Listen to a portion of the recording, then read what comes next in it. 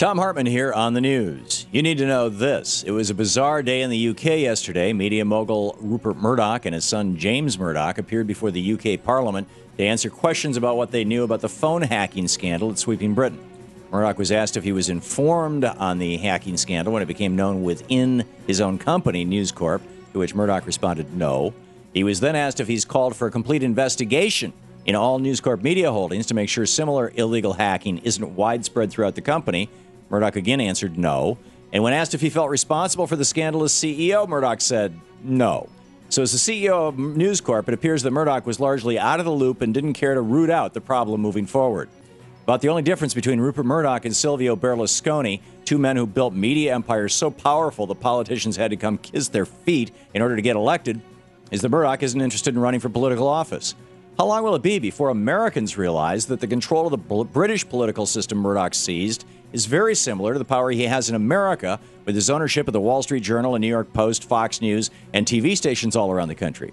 The fact is that no Republican politician in America can rise to national office against the disapproval of Murdoch and his attack dogs like Sean Hannity. That's not democracy, that's corporatocracy. No single man or company should be allowed to have that much media power. Return of the Gang of Six. Yesterday, the Senate Gang of Six, entrusted with creating a so-called bipartisan debt limit solution in the Senate, announced that it's reached consensus on a framework to raise the debt ceiling and trim the debt by nearly $4 trillion with both spending cuts and revenue raisers. Upon hearing the news, President Obama immediately faced White House reporters to throw his weight behind the Senate deal to cut Social Security and Medicare and urged Republicans in the House to come to the table now that he and the Senate are seeing eye to eye on slashing entitlement programs and not raising tax rates on billionaires by a penny. But Tea Party Republicans in the House were busy passing their own plan that has no chance of passing the Senate and no chance of being signed by the president and no support among the American people. The so-called Cut, Cap, and Balance plan was passed last night. It slashes government spending levels down to 1966 levels. And instead of trimming, it utterly destroys crucial insurance programs like Social Security and Medicare. The legislation was merely a bone to throw out to the crazed Tea Party base hell-bent on crashing the American economy. As the president pointed out, we are in the 11th hour with an economic crisis less than 2 weeks away, and House Republicans are playing games. So who is the real leader of the Republican Party?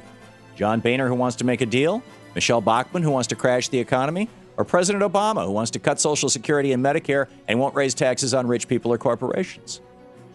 In the best of the rest of the news, besides dragging their feet on a debt limit deal, House Republicans are trying to blow up consumer protections against banksters. Today, Republicans will vote on legislation to severely weaken the newly created Consumer Financial Protection Bureau, or CFPB, that protects you and me from bankster abuses. The bill will strip power from the yet-to-be-confirmed chairman of the CFPB, instead replacing him or her with a 5-person panel. The legislation will also make it easier for bought-out Wall Street regulators to reverse decisions made by the CFPB.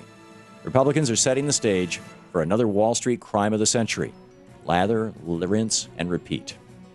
One recall election down in Wisconsin, one victory for the Democrats.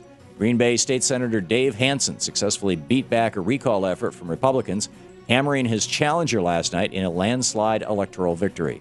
That leaves 8 more recall elections to go, 6 against Republicans and 2 against Democrats. Let's hope the momentum keeps up.